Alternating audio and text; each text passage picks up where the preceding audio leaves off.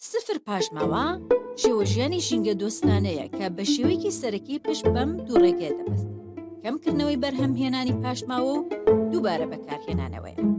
سەرێکی ترین کۆڵەکە کەمکردنەوەی بەرهەمهێنانی پاشماوەیە، چونکە ئێمە بەرهەمهێنی زۆرترین پاشماوەین لە ڕۆژدا. دووبارە بەکارهێنانەوەی پاشماوە لە بڕی فرێدان و ژێرگڵکردن یان سووتاندنی کە دەبێتە هۆی دروستبوونی گازی کوشەندە لە ناو ژینگە. هەوڵ بدە پشت بەو شتانە ببەستی کە بۆ ماوەیەکی زۆر بەکاریان دەهێنیت. واز لە بەکارهێنانی ئەو بەرهەمانە بێنە کە تەنها یەک جار بەکاردێت. ئەو شتانەی دەیانکڕیت لە بڕی ئەوەی بیانکەیتە کیسی نایلۆنەوە بیانکەرە ناو تورەکەیەکی قوماشەوە، یان لە بڕی ئەوەی ئامێرەخۆنەکانی ناوماڵ فڕێ بدەیت بدە بە کەسی سوودی لەوەربێت. چەندین ڕێگەی دیکەشان بۆ کەمکردنەوەی بەرهەمهێنانی پاشماوە. زۆر جاوا دەزانی ئەو پاشماوانەی فڕیان دەدەین لە ژیانمان چوونەتە دەرەوە و لە بیری خۆمان دەبینەوە، بەڵام کاریگەریەکان لەسەر خۆمان ژینگەکەمان دواتر دەردەکەون. ئەو پاشماوانە بە تایبەتی پاشماوەی پلاستیکی مەترسیەکی گەورەم بۆ سەر ژینگە.